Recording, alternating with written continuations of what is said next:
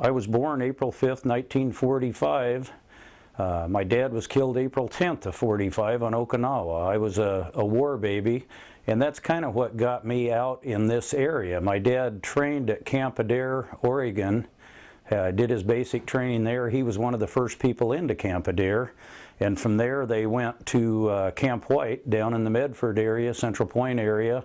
From there they went to St. Louis Obispo, and then he went over to the Philippines, and he was killed on Okinawa. Well, my mother, after the war, relocated back in the Central Point Medford area, and that's what kind of got us in the West Coast. I was born in South Dakota, and I often think if my dad hadn't got killed, I wonder if I'd be a farmer back in South Dakota right now, and I probably would be, instead of having the opportunity to do the drag racing that I did. So anyway, most of my younger years were spent in the Central Point. I think I went first, second, and third grade there, and then my mom remarried, and we moved up to Seattle, Washington. I went to fourth grade there. And then we moved to the Dalles, Oregon for the 5th, 6th, 7th grade, and then I went to work on a wheat ranch there, and that's where I got a lot of my mechanical background, was working on ranches, farms. We had to take care of all of our own equipment and stuff, so my boss that I worked for was a real knowledgeable man. In fact, he flew B-17s in World War II, so he was no dummy, and I looked up to him a lot. He taught me how to weld, taught me a lot of stuff, and then when I got out of high school, he's the one that talked me into going to college. I went to Multnomah College in Portland, Oregon, took automotive down there, graduated from there. I married my wife Barbara. I think that was about 1965, and from there I got out. It was an automotive school that I went to. I graduated out of there. I really enjoyed it because it was, I got out of high school and went into this automotive deal, and it was a whole different deal. It was when the trade schools just started. They weren't a lot of them around. I didn't know anything about them until this old farmer told me about them, and I came down and with a little bit of help from I don't remember exactly where it was, but it was like the GI Bill because of my dad being killed in the war. I think I got my books and my tuition paid by the government, and I had to work. I worked a couple jobs, service stations and this and that and the other thing to make ends meet. My first job, I went to work at an independent little garage in Portland, Oregon, and it was Baxter Automotive. And through that, I met, oh gosh, Dick, I can't remember his last name, but he introduced me to Marlowe Trite and some of these people. We used to do a lot of their they had a Lola T60 and some other cars. These were race cars, and it really fascinated me. So that was kind of my first hit with racing. I worked there for about a year, and then the money wasn't real good there, so I got a job at Alexander Chrysler Plymouth right across the street. And so I just basically pushed my toolbox across the street, and that was in about '66, about when the 426 Hemi came out. Well, nobody else knew anything about these high-performance things, and I knew just enough to get me in trouble, so they made me kind of in charge of all their high-performance stuff that came through the door.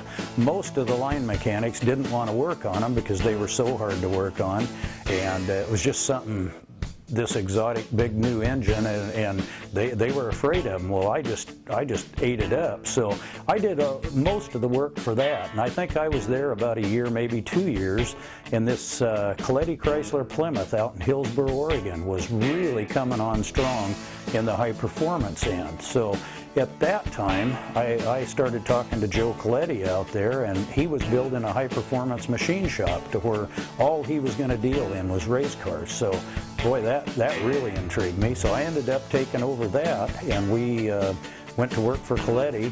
He had a Pro Stock car at the time. He had the Riddler car that I built, that we set both ends of the national record with. Mark Coletti, his son, was, I think, 16 when he won the Winter Nationals with it. He was the youngest driver to ever win a national meet, and that was one of my cars I built.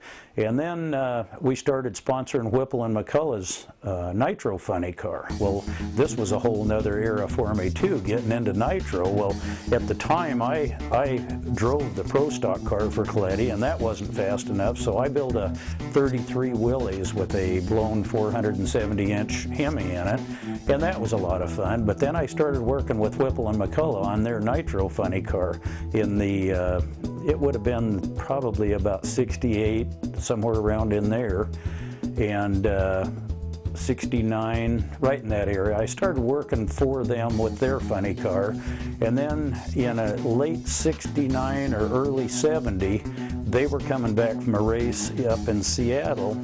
The trailer caught on fire, the race car.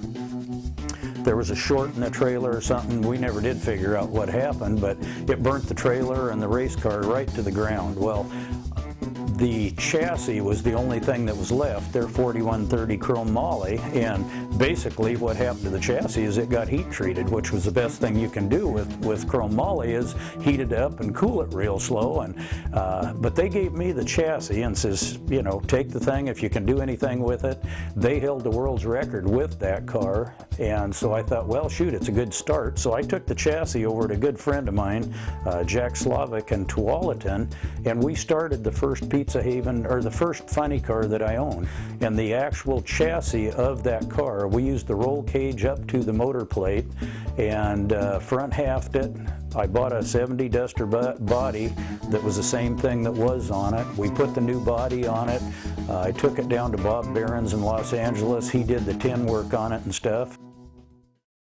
I went to Keith Black Racing Engines. I bought my first engine for $7,200, I think it was. Turnkey. I put my blower, my injector on it, and the first Keith Black engine was a stock 426 engine. We put it in the car, started running the car. I went to Keith Black and I says, I want to know where to set the mag, how much fuel to put in it, how much blower to put in it to where it won't hurt itself. All I want to do is learn how to drive this car.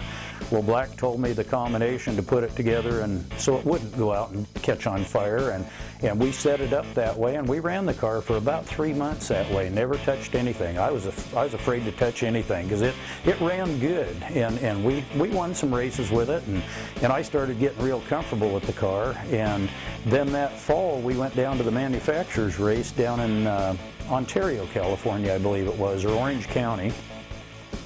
And Whipple and McCullough were there. With the manufacturers, what they did is they'd put all the Mopar cars in one team, the Fords on another, the Chevrolets on another, and it was kind of a manufacturer's deal, they called it. So all the Fords, whoever qualified, I think they qualified 8 in each class. Well, it ended up I qualified and Whipple and McCullough didn't, and they were the national record holders. I remember Ed went out and I think he did about 3 wheel stands on every run that he tried to make, and they just couldn't get down the track. Well, my little car didn't have enough power to do a whole lot, so it ran good, and I qualified, they didn't. And the next thing I know, Whipple and McCullough are over going, you know, hey, come on, Twig, we got to get you hopped up here because we want to win this race with you. So they basically started turning screws on my car, and they hopped it up like it scared me to death, because all of a sudden I think at that manufacturer's meet, we ended up in the final. We were the 3rd fastest car there. Barry Setzer was there, and I don't remember who he ran in the final, but we were the 3rd fastest car, and had one of those guys not started or pitched a rod on the burnout or something like that, we were the alternate to be in. So basically, Whipple and McCullough fired my car, I was in it, and we had all 3 cars running on the starting line at one time because we wanted to be ready if something happened to one of the other 2 cars. We wanted to be in that program. Well, as it worked out, they both did their burnouts, backed up, staged the car, and made the pass, and we just shut my car off. But that pretty well launched my career. And all of a sudden I knew the combination because they had set my car up, and Whipple and McCullough had. So all of a sudden we were kind of the terror of the Northwest there for a while.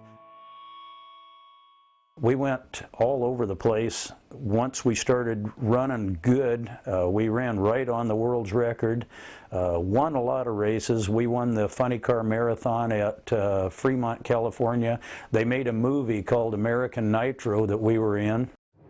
Well, I think it's one of the largest spectator sports in the world right now, and I think it's getting bigger. The only thing that we're fighting right now is the noise end of it.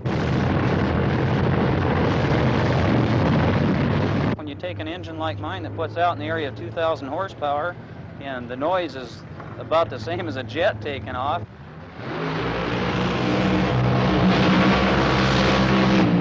the people around get tired of hearing it, and it seems to be hurting the sport a little bit. Lions Drag Strip, they had to close down because of the noise.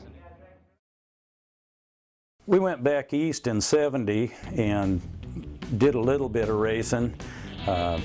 Like I say, we were on the Coca-Cola circuit back there, and this was the '70 car, the little Duster. And then we campaigned that car for a couple years. We ran a lot of races on the West Coast with it. The wintertime we would go down south, California, Arizona. We spent a lot of times down in the, because it was a little warmer down there than it was in the Oregon, Washington area. So we would base out of the West Coast most of the time. And we ran the manufacturers race, and that's the American Nitro movie was made at Fremont, California. We ended up winning that race. They called it a Funny Car Marathon. We raced every weekend in December up through New Year's. I think there was 4 or 5 races, and they kept track of how many rounds you won, where you qualified, all that stuff, and we ended up winning that. And that was a big boost to us too, because there was some pretty good cash in that for us. I started getting national notoriety about then. I met Don Prudhomme, Ed the Ace McCullough, and I were still good friends because of the past when Coletti sponsored them, and Art Whipple. Just Jungle Jim Lieberman, Gene Snow. I mean, I could go on and on, all the people that I knew. We did really good through the 70s, 71. 72 was a good year. I can't remember all the particulars, but we still did a lot of racing. And then the first part of 73, actually the end of 72, I started working with Pizza Haven out of Seattle, Washington. And they said that they would sponsor my car as long as I would move to the Seattle area so I could become a local car. And I says that was fine. So again, my wife says, well, we lived at Hillsboro still at that time. My wife said, well, let's sell the house again. We'll go to Seattle. And we did. We sold our house and we moved to the Seattle area, which we loved it up there. I became a local Washington car instead of an Oregon car, but Seattle was the home base for Pizza Haven. They had, I believe, 40 stores at that time, and we campaigned. I had a 4-year contract with them, which ran me up through 1976, and at that time, that's when we started really campaigning at the national level. We went back to Indy the first year, Indianapolis, Indiana, at the Nationals. We were #1 qualifier. We had low ET, low elapsed time. We were the quickest and fastest car there. We didn't win the race. In fact, to this day, I've still never won a national meet, but I've been at a lot of them. We went to the World Finals in Amarillo, Texas. I mean, we raced every national meet there was that year and did good. Again, met a lot of people. We went back east, the Coca-Cola Cavalcade of Stars. We would spend a couple months back there. We started out in the California area in the winter, and then as the weather warmed up, we would come up to Portland, Oregon and race. We'd go up to Seattle, Washington and race. We would go up to Mission, Canada, Spokane, and then as the weather warmed up here, we would head back east because the racing kind of died off here in the summertime a little bit. So we would hit hit the first few races here, and then we'd head out to the Midwest, the East Coast, Chicago, Gary, Bowling Green, Kentucky, in through there, and we could race 5 nights a week back there, 6 nights a week sometimes, so our cash flow was a lot better. And as a driver, it helped me a lot, because I was driving the car every day of the week instead of once in a while. You know, around here we would have a race maybe Saturday, maybe Sunday, so you'd maybe make 2 or 3 runs a week here, where I was making, I think I made 118 races in '73 when we were the #1 car. We set the world's record at Pomona, which I never even got in the record book. We set it in the semifinals. Don Prudhomme reset it in the finals, so I never even got in the magazine on that. But we were the #1 car to beat at that time. 73, 74, 75. The Seattle Open, I believe it was, in 1976. I don't know if you can call it a good wreck, but it was probably one of the most famous wrecks I ever had. We were qualifying the Pizza Haven funny car. I hit the throttle, the car went out to about half track. I was doing about 200 miles an hour, and I broke the left rear axle. It turned the car sideways instantly. The car flipped, flew through the air for probably 200 or 300 feet. Once it got upside down, it basically became an airplane. So here I am flying through the air with the greatest of ease, and knowing I'm going to come down pretty quick. Larry Fitzter, a photographer out of Canada, got a picture of the car completely inverted in the air. It had not touched the ground yet. Got the picture. We had big handouts made out of that picture. He told me that I could use it. I asked him if I could use it for a flyer, and he says sure. So that was probably made the headlines more than anything probably that I've ever done. I was #1 qualifier at Indy. We set the national record at Pomona, California. Nobody talks about that, but anybody mentions Twig Zeigler's flying Pizza Haven satellite, they go, "Oh, you're the guy that flew through the air upside down." And I go, "Yeah, that was me." So it's one of those deals. It wasn't a pretty thing, but the car actually didn't get hurt that bad. I didn't get hurt that bad until I tried to get out of the car. The car went upside down, lit on its roof, didn't touch either side of the car. I slid for about probably a quarter of a mile on the roof of the car, ground the roll cage down. I was sitting in the car hanging on. Man, I had my head braced back because I thought there's going to be a heck of a stop pretty quick. If I run into a pole or something, it's going to hurt. Well, the car kept sliding and sliding and sliding, and I'm hanging on, gritting my teeth, and all of a sudden it stopped. Never touched anything. And I think, man, this is cool. I undid my helmet, took my helmet off, undid my seat belts, and I was going to crawl out through the side window.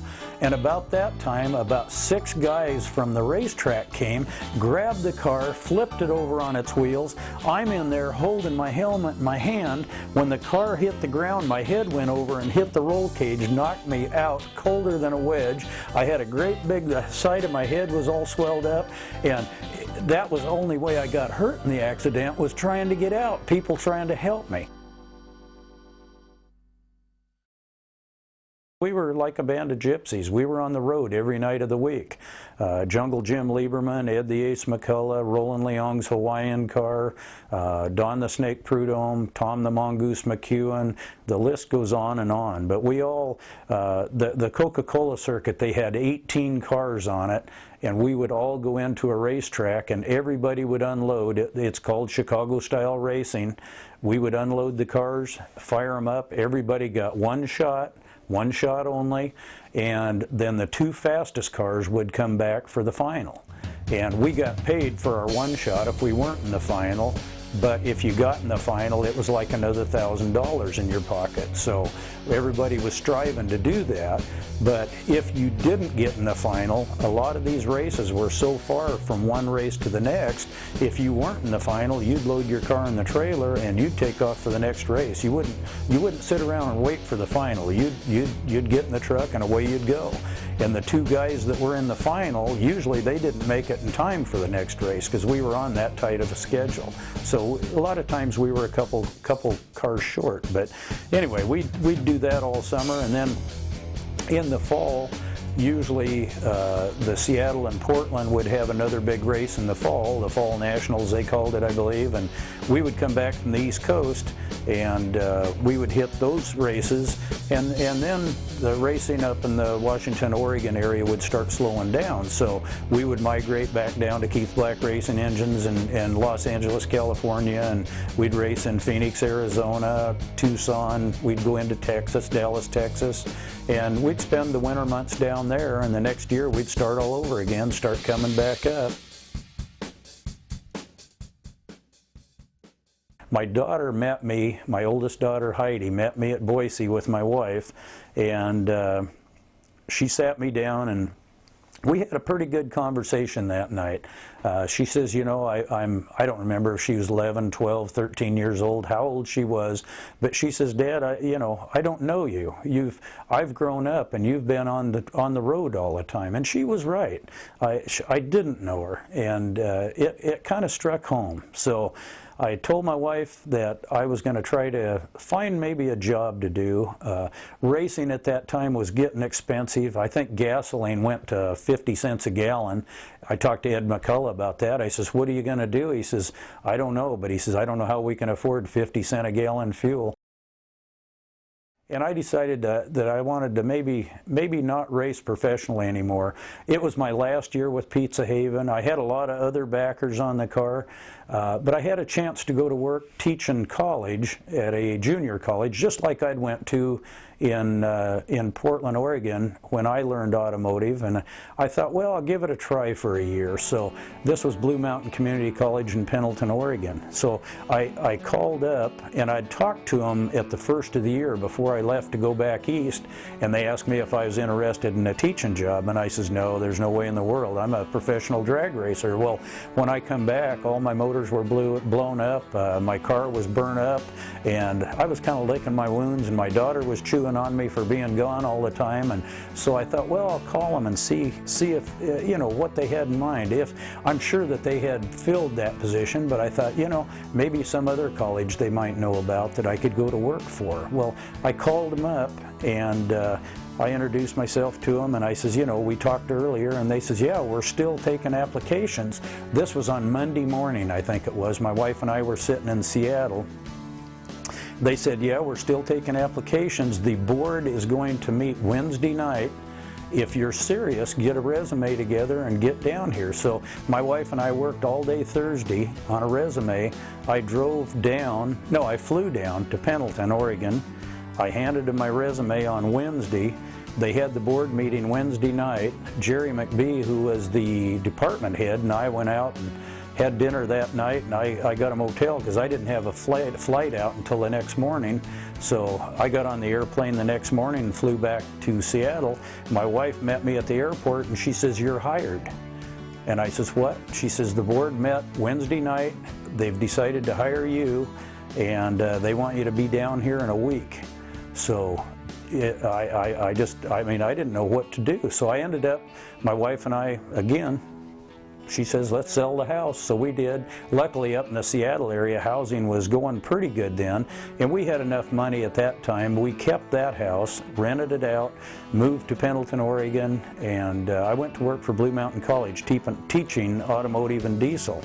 I was going to try it for a year, and I thought, what a perfect situation, because I can work all winter, which was when racing got real expensive, because the only racing we did was down south in California and stuff, and it was very expensive traveling back and forth. Like I say, gas at 50 cents a gallon and everything. So anyway, I decided to try it. We moved to Pendleton, Oregon, and what I didn't realize, though, was as soon as I went to work at Blue Mountain College, I no longer was a professional full-time racer.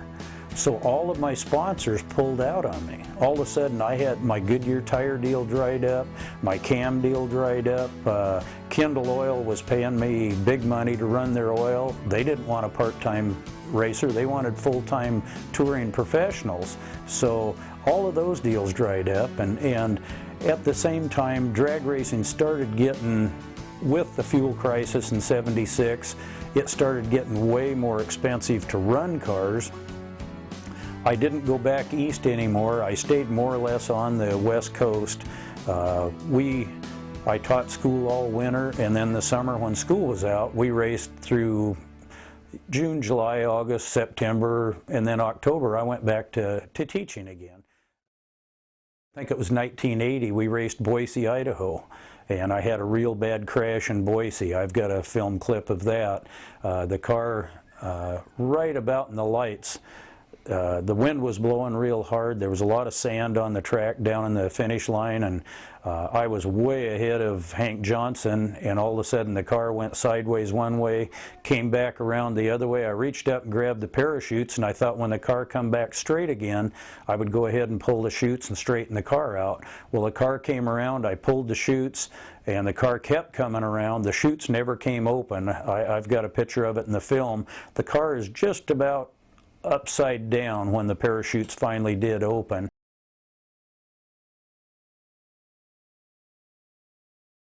Zeigler was taken immediately to St. Alphonsus Hospital.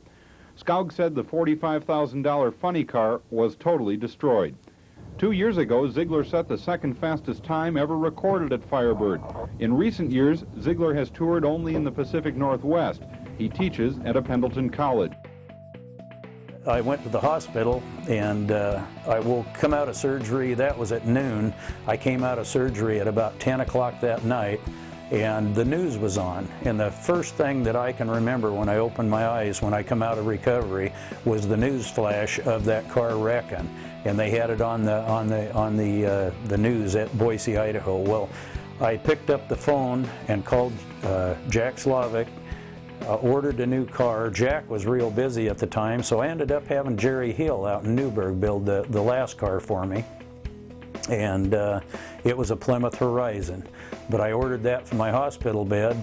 When I come out of recovery, I got out of the hospital about a week later. I was in a wheelchair, and I actually went over to Jerry's in the wheelchair and ended up working on the new car for about a month at Jerry's, getting it done. That was in April that the crash happened, and I believe it was 4th of July I raced that same car. The first pass on the car was at Portland, Oregon. I still had my leg in a cast, so I just set the car up to where I didn't have to use the clutch in it. And my hand was very weak, but I went ahead and raced Portland, and then we went to Seattle, and then we went to Boise that year. So I crashed April 1st in Boise and ran the August race, the night fire in Boise. I finally, in 1984, I sold my last fuel funny car to Charles Weir out of Dallas, Texas. I had a brand new car, and in 83 I think it was, we raced the car. And I went from 118 races in my heyday. I think we raced 3 races in 1983. One of them was a national meet that I had to pay to get in. Instead of them paying me to go race, I had to pay to get into the race. And I looked at my wife and I says, this is really ridiculous. It got so expensive, and so we ended up selling the race car. We stood in the front window. Charles Weir flew up, looked at the car, wrote me out a check for it, says I'll be back in a month to pick it up. A month later he came with his truck and trailer. I had the race car just a complete bare frame sitting in the middle of my garage, because I told Charles, I says, if I'm going to sell it to you, I want you to see every piece in it. So he came and stayed with us for 3 days. We assembled the engine, the transmission, the rear end, assembled everything into the chassis, put the body on, pushed it outside, put him in the car, and we started it. So he knew every part was in it. I wasn't trying to slide him on anything. I wanted him to know exactly what he was going to buy, and I wanted him to know how to run it. So anyway, he got everything started. We pushed the car in his trailer, pushed him out the door, and my wife and I stood in the front window and little tiny tears in our eyes as we watched that race car go away. And I said someday that I wanted to do that again.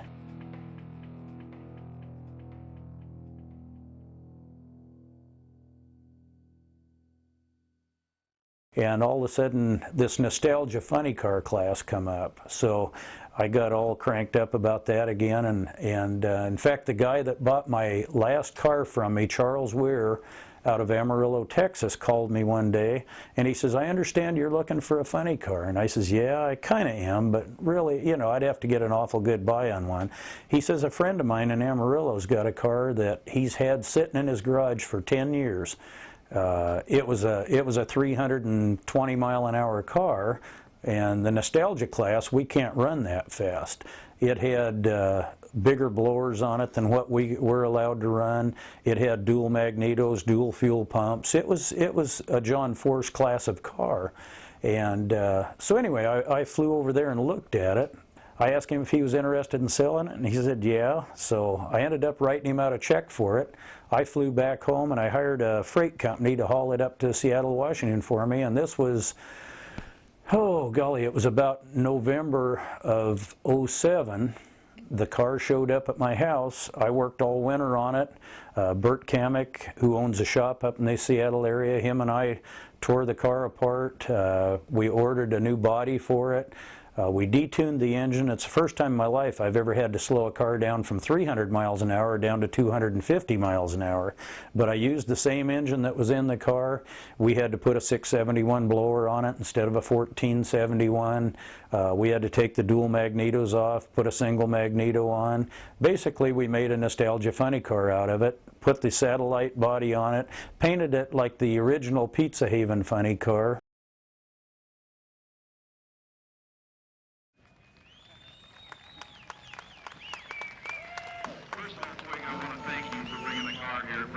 Huge memories for me, and as you know, up in our office we've got one of the old Pizza Haven Frisbees that you signed, and you signed it a long time ago. We still have it hanging there. First of all, give us a little history of the car and how it now is back in your possession and totally restored. Well, basically, this is a brand new car. I couldn't find any of my own old cars. When I got rid of them, there wasn't much left of them. So we started from scratch. This is a brand new chassis. The body is a 73 Plymouth satellite body, the same body that I used to run. We've done a little aerodynamic work on it stuff. It's got a 500-inch Brad Anderson motor in it. It's basically as close to the other cars we could keep it and be with today's standards is what we tried to do. We're limited to a 671 blower. We're limited to a 2-speed transmission. Our fuel pumps can only be 22 gallons a minute, which sounds like a lot, but when the big dogs are running 80-gallon pumps, it restricts us. So we built it as close as we could to the original car, and we're going to go out and try to have fun with it. If we can get some backing for next year, we'll be out next year going strong. Well, the ultimate question is, I know you've run the car. What's the performance like, and what was it like getting back into it? And did it bring back a lot of old memories? Brought back a lot of old memories. I explained to it, my wife, she says, "You crazy," well, I won't tell you what else, but the car getting back in it, the first pass on the car, I was just amazed at. It was like getting back on a bicycle. It was just, these cars are a lot more sophisticated than the old cars. They've got high-low fuel systems. There's the computer system. I mean, I have to remember to do a lot of stuff. We're back in the 70s. I just hit the throttle pedal, but it really came back. The first pass on the car for my license, we ran like a 660, come back and ran a 640. Went to Boise, ran a 630 in Boise. So every run that we have run, the cars perform better. We're not hurting parts yet, you know, knock on wood. But it's just been beyond my wildest imagination how neat it has been to get back in. And that's the first time I've been in a car in 30 years, so it was neat. I'm glad the bug bit you again. I remember when you came here a while back and you said, "Oh my God, I got bit again on this thing." Have a great day. I'm glad you're here. People, if you'd like to stop by, Twig would love to talk to you. I'll tell you some old stories. I remember a few times when I dug him out of the sand and a few places. And I appreciate you being here. Thank you very much. Thanks for having me.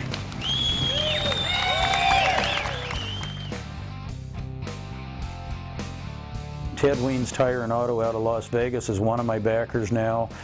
Castrol Oil is putting in quite a bit of stuff for us. We get product and a little bit of money from them, and everything helps.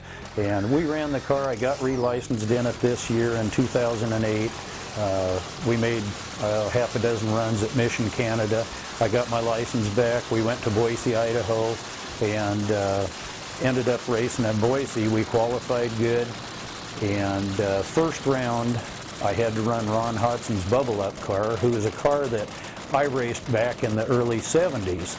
Gordy Bonin was the driver back then, and I'll be darned, in this car I've been working on all this year, helping them on their car, on the Bubble Up car. Well, lo and behold, here it is, the way the drawing goes. I have to run the Bubble Up car first round, and this was a car that I've been working with as a mechanic on all this year. But what a neat deal, because the crowd went nuts. There's a picture that came out, and it said something to the effect of, if you didn't know it was 2008, you would swear it was 1972 again, because I raced that same Bubble Up car at Boise in 1972 in the inaugural Nightfire 500 that we won with Gordy Bonin driving. And now we have the Pizza Haven car running the Bubble Up car again in 2008. So it's made a big swing. I had one of my fans ask me the other day what it was like to get back in the car after being gone for 27 years out of driving. Getting in the car, I had some apprehensions. I mean, I didn't feel real comfortable the first pass on the car. I think it was more not knowing what the car was going to do. Is the car going to go straight? What's going to happen? Once the car started, my crew got me strapped in the car, which takes about 5 minutes. I've got an air system that they have to hook up, all the shoulder harnesses, the seat belts and stuff, everything getting in the car. Once I got in the car, I felt pretty comfortable. Once they started the engine, it was kind of like I'd never left. It was really strange to me. They started the engine, I knew what to expect. They set the body down on top of me, locked the body down. I felt really comfortable in the car. It was like it was just yesterday I drove it the last time. I hit the throttle doing the burnout. It all came back to me. It felt great. I mean, the car, I backed up, I staged the car, everything went good. I had to kind of talk my way through this, okay, because I'd never driven the car. I had to turn the computer on. My old car didn't have a computer. I had to work the fuel shutoffs for the two-stage fuel system. I pre-staged the car. I high-sided the pump. I let my foot off the clutch. I pulled in and staged the car. The light turned green. I hit the throttle, and I've never been slammed back in a seat so hard in my life. It was just like somebody ran into the back of the car with a truck. It jammed me in the seat so hard, and I went, yeah, this is neat. This is what it's all about. I was looking at pictures I had on the wall in my shop, and one of them really sticks to my mind, or sticks in my mind, what mind I have left. It was me running Kenny Cadell at Deer Park in, I believe, 1970. Kenny Cadell set the national record at that race, and I had to race him, I think, in the semifinals. It was Kenny and I racing. He had me covered by a half a second, and I thought, there's no way I'm going to win this race. We did our burnouts, we backed up, we staged, hit the throttle, and about half track, Kenny was out on me about 4 car lengths. I hate to admit it, but he had me sewed up, and his car exploded in flames. I was never so glad to see a fire in my life, Kenny. Thank you for that. But he broke a fuel line, burnt the car clear to the ground. It was a horrible deal. I won the race.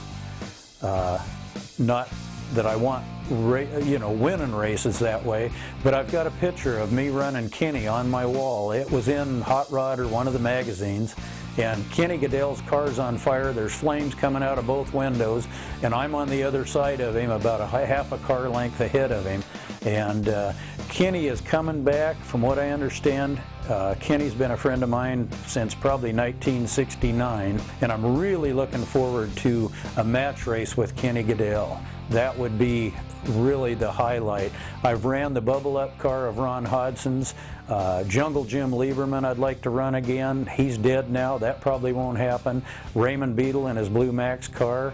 Raymond's no longer, even though I believe it's Dale Worsham has the Blue Max car. But to run against these old cars again, it really keeps me cranked up, because I've got pictures of running all these cars back in the 70s when the original drivers were in them. I'm one of the only people that's still driving his own car, and it's just really been nice to do it. But getting back in it after that many years, it was such a rush, I couldn't believe it. I just hope that we can get everything put together for next year so we can race the car, because I'm really amped up about this thing now. The nostalgia cars are coming back. Now I've got all winter to work on the car, to work on sponsorships for next year, and if we can put it together, if there's any way possible, we're going to be back, and we're going to be back strong.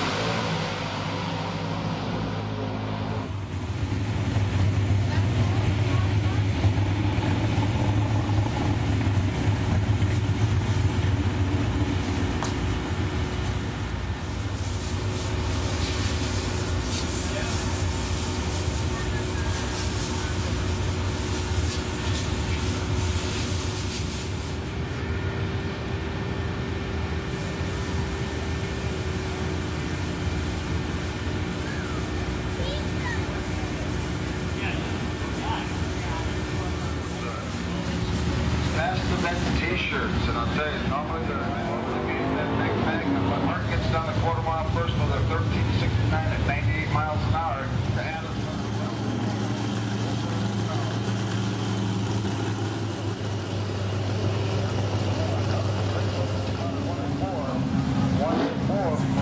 Narbach, door goes through on 1369.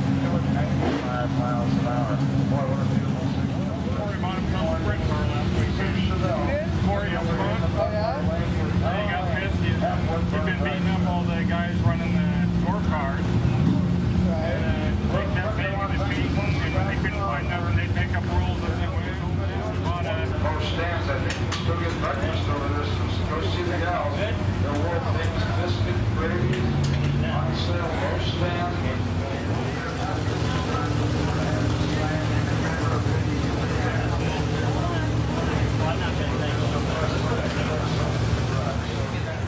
Sometimes racers, it's really tough because with these donkey track operators in the Northwest schedule, that you think that they've got unlimited source and time and travel and vacation time because they put them on top of each other. They'll be a race. So once again, I'm almost we'll be, the other thing is, I'm really liking this. Next weekend is the October.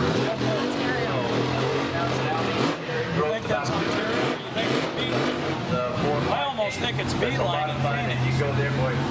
With that concrete So tower we eat in for the 2 days because they have some great food at the Oktoberfest. So that's going to free up next weekend, so I'll be able to go over there and not have to Ontario worry had a about lot bigger tower. getting home at an early time. I remember all these be ready to lanes open up the they had that old brick building. Well, what do we got to say for about? Boy, I don't know. He was thinking You got some more Lions, information about the double? No, because I never raced Lions. Well, thanks a lot.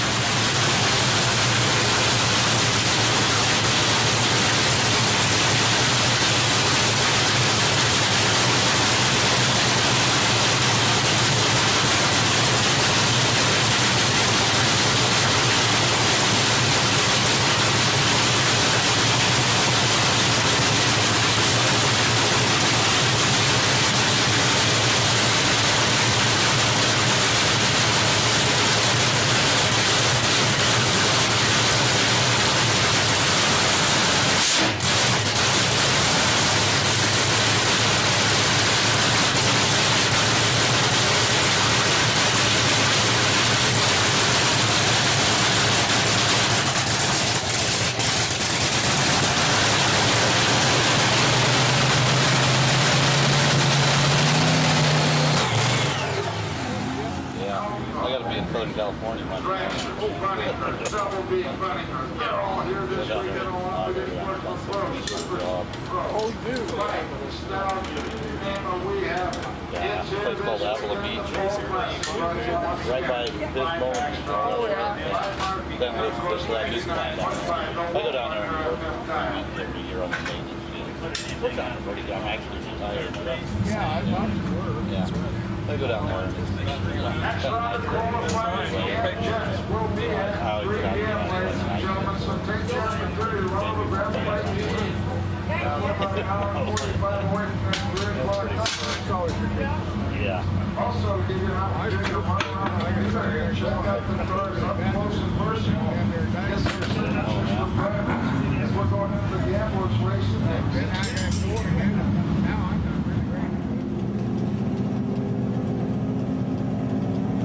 Side-by-side action at the top end.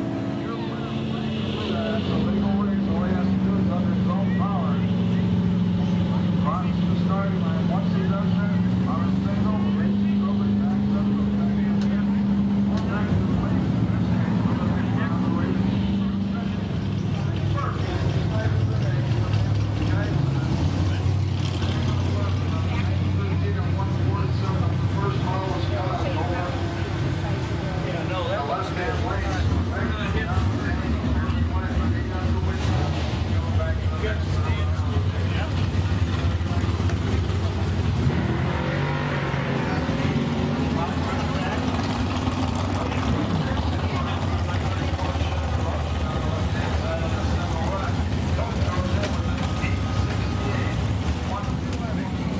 I'll tell you who it is. You're right lane. How about an 893 on the 890? Chuck Lindsay's coming back. At 163 miles an hour. You know, Hunter had a whole shot on it. Couldn't keep up. On the 890, it looks at 91. Records all the way down. That's when we got Emily Williams, the first gal here today to cut a perfect light this morning out of Woodville, Washington, and Bob Woodruff out of Maple Valley, Washington. They're about 30 miles apart. Should traffic go up in the state of Washington.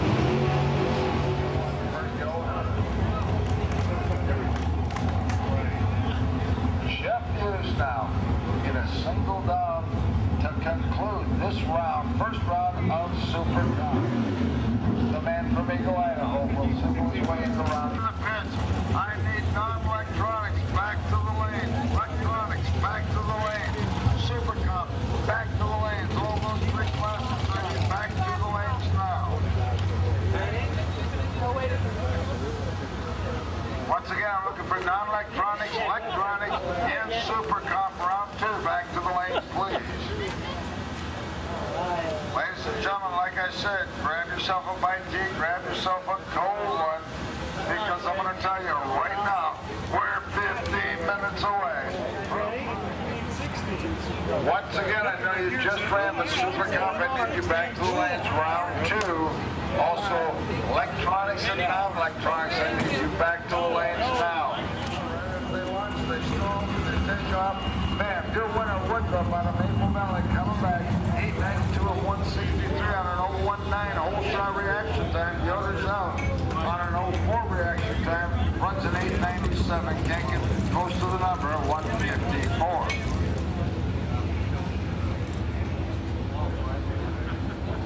Once again, ladies and gentlemen, don't be bashful. These cars come back down the return room. You can cheer for them. They're doing a heck of a job here, and it is warming up out here. We'll see what happens if that is the case. That track surface will be no less than 130 degrees out there on the starting line. That's even with a slight breeze. So still with up, ladies and gentlemen. Everybody could have been for $12 a piece or 5 for 50. It's coming to the end of the season. This is the last big race of the year here at Woodford. You can buy that same shirt this weekend for a 5-hour pro. All sizes, lots of colors, different event shirts. Maybe you were there and didn't feel like spending $24.99.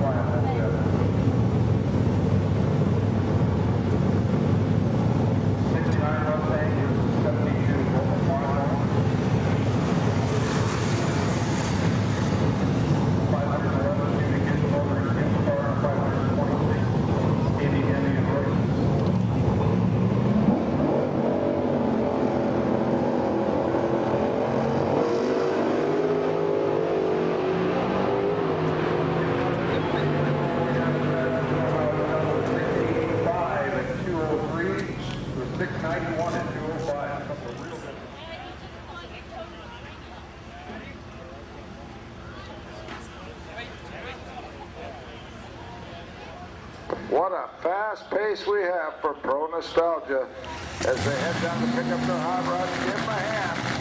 Those are the crews that make the cars run hard. All the driver does is steer, right? Yeah, right. You gotta get behind the wheel on one of these hot rods.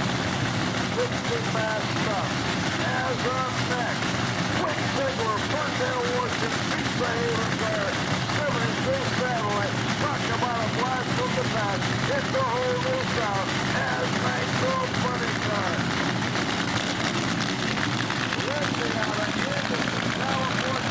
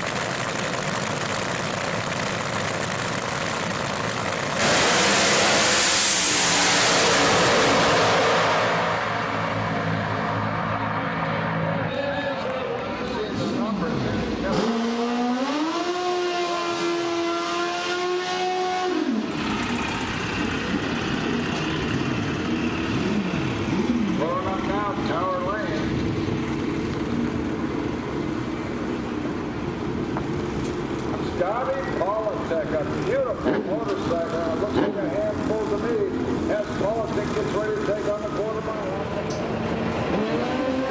Northwest flag bike, Low Street is the wheels off the ground in the left lane. They head for the stripe. The left lane off power.